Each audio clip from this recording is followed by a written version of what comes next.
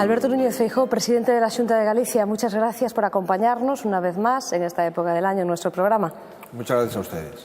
Le hemos pedido en esta ocasión que se acerque hasta el Hotel Convento San Francisco, en Santiago de Compostela, un lugar que probablemente haya fundado San Francisco de Asís y un lugar también que celebrará el 800 aniversario de la posible peregrinación a Santiago de Compostela del Santo. ¿Qué actos destacaría de ese 800 aniversario organizados por la Xunta de Galicia en 2014? Pues hemos empezado a celebrar el 800 aniversario 1214-2014, precisamente en agosto de este año 13, con una exposición del Camino de Santiago y de la importancia de Compostela en San Francisco de Asís, y lo hemos hecho en Asís, en el pueblo donde nació San Francisco de Asís. Vamos a hacer una serie de actos, 2014-2015, lo vamos a intentar llenar de contenido desde el punto de vista cultural, desde el punto de vista artístico, exposiciones, conferencias, simposios. Todo esto lo presentaremos en los próximos meses y, en todo caso, antes de junio de 2014. Y creo además que va a haber por primera vez una reunión bastante importante de todas las asociaciones de amigos del Camino del Mundo, que son muchas sí. Además en Sudamérica. Vamos a intentar convertir a Galicia y a Santiago concretamente en el primer lugar de los distintos pueblos donde hay peregrinación. Por lo tanto, tener una reunión de las grandes peregrinaciones del mundo. Vamos a intentar también que los ministros de turismo de todos los países de la ONU se den cita, creo recordar, en el mes de mayo del 2014 aquí en Compostela. Como digo, hay una agenda turística, cultural y religiosa para conmemorar este 800 aniversario de la peregrinación de San Francisco de Asís a Compostela. Son imágenes que nos dejará 2014, pero ¿con qué imágenes se queda el presidente de la Xunta de 2013, el primer año de su segunda legislatura? El año 13 espero y deseo que sea el último año de la crisis económica, que en el año 14 iniciemos una senda de crecimiento, probablemente tímidamente en los primeros trimestres del 14 y que se vaya consolidando en los últimos trimestres del 14 y más explícitamente en el 15. Por lo tanto, en el año 13 hemos pasado, no solo en Galicia, sino en España, de saber cuál era la fecha de pedir el rescate, es decir, de pedir la ayuda a la Unión Europea, a discutir cuál es la fecha del crecimiento económico. Por lo tanto, el año 13, digamos, que ha sido el año donde cambió la expectativa y la tendencia de la crisis y del crecimiento. En esto hemos invertido el año 13, y yo creo que no ha estado mal. Entre todos hemos conseguido darle la vuelta y ahora empezar a hablar ya de crecimiento económico, y eso es un objetivo fundamental en un año. Lo mejor para Galicia también es que el sector naval siga en marcha. Hemos tenido buenas noticias a lo largo de 2013 que han venido sobre todo desde el exterior, desde Pemex, desde México. ¿Pero qué pasa con Navantia? En este momento creo que hay buenas expectativas para la industria naval privada, fundamentalmente en la Ría de Vigo. La cuarta petrolera del mundo, Pemex, ha entrado en el capital y se ha hecho con el 51% del principal astillero privado en la Ría de Vigo, que es Barreras, y lo ha dotado de carga de trabajo, y por lo tanto hay una expectativa de que en el año 14 empecemos a remontar la industria naval privada. Y tenemos, por supuesto, Navantia, la pública, en la Ría de Ferrol. Y ahí acreditamos que, espero, que se concrete definitivamente un pedido importantísimo, casi 200 millones de euros, un flotel para Navantia, para Ferrol, y que eso lleve 1 año y medio de carga de trabajo. Después hay también otras expectativas, como hacer un gasero de casi otros 200 millones de euros, que se hará buena parte en la Ría de Ferrol, en Navantia, y hay otras expectativas en cartera.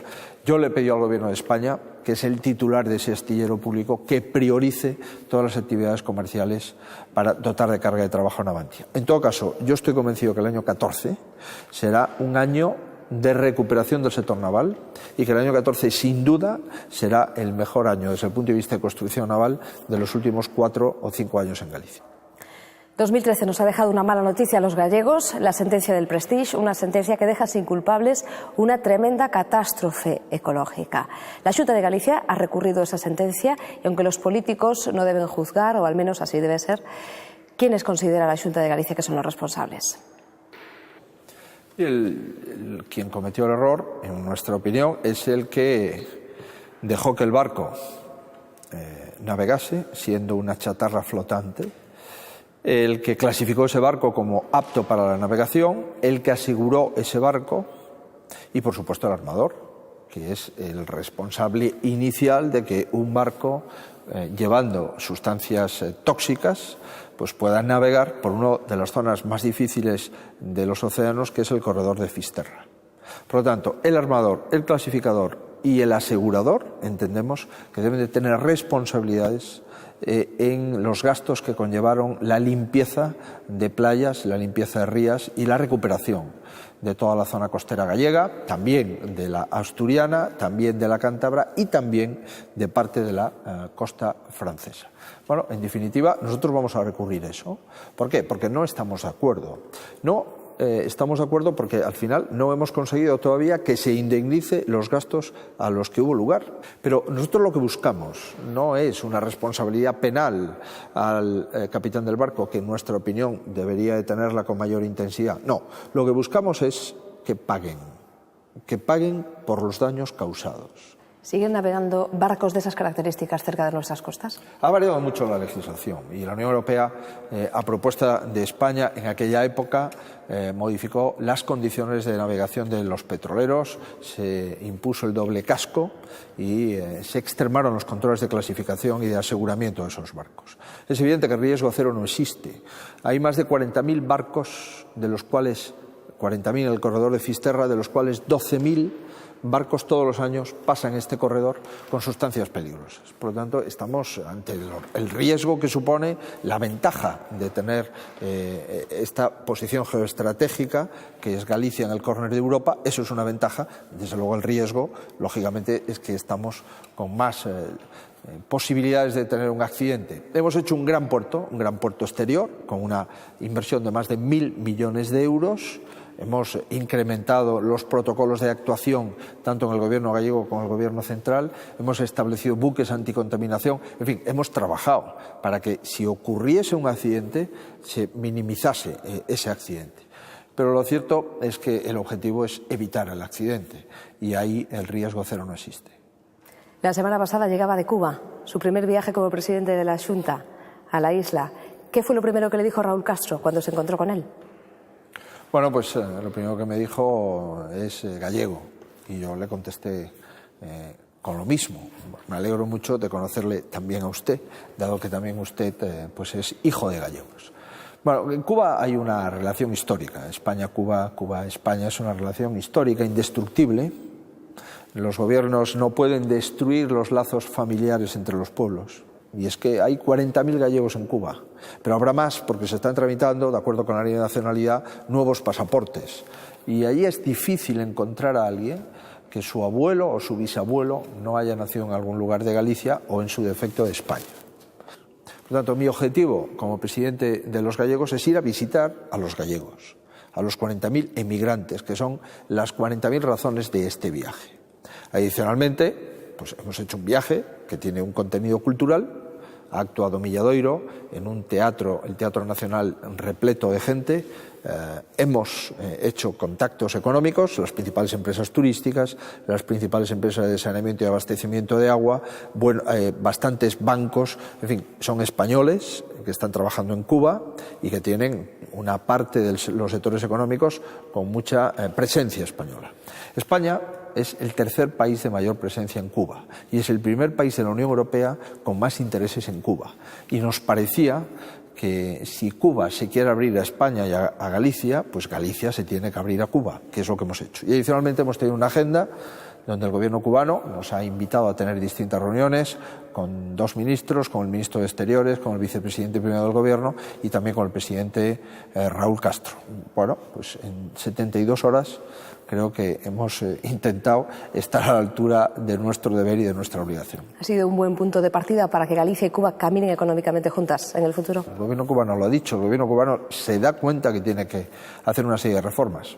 El objetivo es hacerlas. Así me lo transmitió el presidente del gobierno cubano. Quieren abrir su economía, quieren hacer reformas, quieren incrementar la competitividad de la economía y quieren mejorar el bienestar de los ciudadanos cubanos. Yo creo que España tiene que estar muy atenta a esa situación. Insisto, manteniendo muy claro el mensaje de respeto a los derechos humanos, manteniendo muy claro el mensaje de nuestras diferencias ideológicas, pero coincidiendo en nuestros lazos de familia, en nuestros lazos de sangre y en nuestros lazos culturales. Se hizo efectiva la fusión de casi 40 centros cubanos durante su visita. También se hará efectiva en 2014 la fusión de 12 de los 13 centros de Uruguay. La ley de galeguidad está en marcha, al menos en esa parte. Sí, yo creo que ese es el objetivo. No va a ser fácil, pero habíamos de empezarlo y lo hemos empezado. Mire, los centros gallegos surgieron hace 100, 150 años como consecuencia del interés por unirse los gallegos en la diáspora. Y ahora ese mismo interés por unirse ha de consistir en tener menos centros, pero centros más grandes.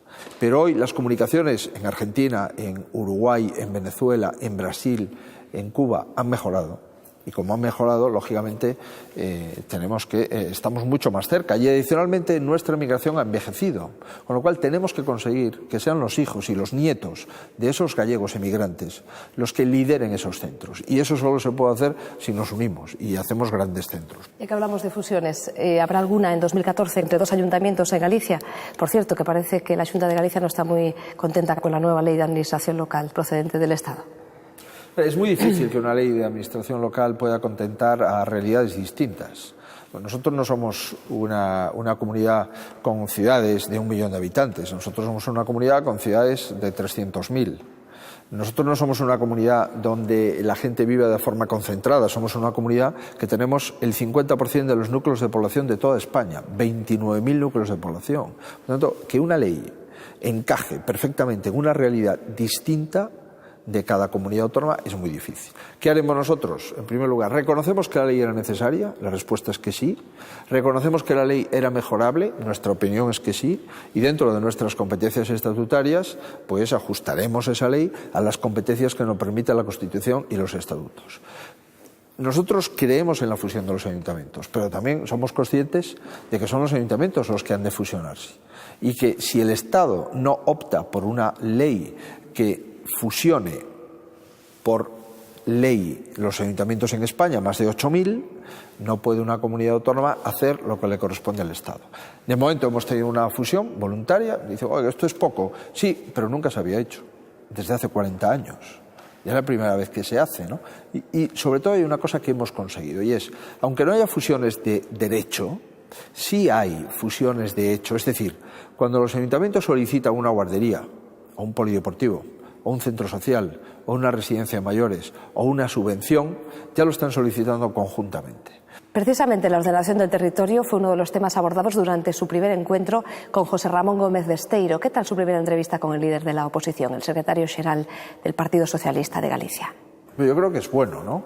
Es bueno que el nuevo líder del Partido Socialista pues pueda mantener un contacto con el partido mayoritario y el gobierno de la Xunta de Galicia. Yo lo he intentado, hemos mantenido la reunión, yo creo que ha sido útil, le he ofrecido distintas posibilidades para llegar a acuerdos, para experimentar posibilidades de acuerdo, 5 grandes leyes le hemos entregado, donde destaca la ley del suelo. Hemos hecho las directrices para ordenar el territorio gallego, hemos ordenado el litoral gallego y ahora nos queda ordenar el resto de territorio. Sería muy bueno tener una ley del suelo consensuada. Le hemos planteado también una ley para mejorar la estructura agraria gallega, para mejorar nuestras explotaciones agrarias, para seguir mejorando las explotaciones lácteas. Le hemos planteado una modificación que llevamos en el programa electoral, que ha resultado convalidado por las urnas, que es disminuir el número de diputados de acuerdo con el Estatuto de Autonomía, que señala entre 60 y 80, tenemos 75, entiendo que podemos tener 61, que es, digamos, nuestro compromiso y nuestro guiño también a las familias gallegas que lo han venido pasando mal. Se está discutiendo en España en este momento si se eliminan muchas instituciones autonómicas, si se elimina el valedor do povo o defensor del pueblo, si se eliminan las cámaras de control de cuentas o el Consejo de Contas, si se eliminan empresas públicas, organismos autónomos, entes públicos, si se baja, como se ha bajado, las retribuciones a los altos cargos, incluso a los empleados públicos. Pues todo esto tiene que ir acompañado, en mi opinión, de una reforma de la arquitectura institucional en lo que al Parlamento se refiere. En fin, le hemos planteado una serie de cuestiones y yo espero y deseo que al principal partido de la oposición le corresponde intentar liderar los distintos grupos que conforman la oposición. Para eso tiene más votos que el resto de los grupos parlamentarios que conforman la oposición en Galicia. 2014, presidente, será un año de aniversarios. Se celebrará el 30 aniversario del Centro Dramático Galego, los 120 años de la primera obra de Picasso en A Coruña y los 250 del fallecimiento del padre Feijóo. Pero también será un año de evolución, por lo que decía. Hemos estado en el Instituto Galego de Estadística y nos comunicaba su director que a finales de 2014 podríamos ver algo de luz. ¿Qué indicios tenemos que observar los gallegos para comprobar que las cosas van bien? ¿Qué sectores tienen que ir bien para que Galicia en 2015 esté mejor? Mire, hay una serie de, no solo de indicios, sino de hechos. El primero de ellos es la internacionalización de nuestra economía, es decir, exportamos más que nunca. ¿Y eso qué quiere decir? Pues que nuestra economía se ha hecho más competitiva, que somos capaces de hacer coches a mejores precios y con más calidad, que somos capaces de exportar textil a mejores precios y con más calidad, y que somos capaces, en definitiva, de, por ejemplo, que Galicia sea la comunidad autónoma con el mayor incremento del índice de producción industrial en los 10 primeros meses de este año 2013. Índices. Mire, Galicia es la comunidad, junto con Madrid, que mejor ha controlado sus cuentas públicas. Somos la tercera comunidad que menos ha incrementado su deuda pública. Y pagamos a los proveedores. Y pagamos a los proveedores mejor que la inmensa mayoría de las comunidades autónomas. Otro dato que, si me permite, mire, desde el año 2007 no se había producido que acabar un año con menos paro del año anterior. Y estamos a punto de finalizar el 2013 y a punto de conseguir que el paro en el año 2013, paro registrado, sea inferior al del año 2012. No solamente son expectativas, son datos. Ahora veremos cómo esos datos cristalizan en un objetivo fundamental. Y el objetivo fundamental no es que los datos macroeconómicos vayan bien, sino que esos datos macroeconómicos se noten en los hogares, en las familias. Y eso se nota, al final, si somos capaces de crear empleo. Ese es el objetivo del año 14 y del año 15, crear empleo. Pues ojalá sea así, señor presidente. Muchas gracias por dedicarnos su tiempo y felices fiestas. Muchas gracias y felices fiestas a todos ustedes, y espero y deseo que el 2014 venga mejor que el 9, que el 10, que el 11, que el 12 y que el 13. Yo espero que el 2014 sea el mejor año de los últimos 5. Pues nos vemos en 2014. Nos vemos, pues.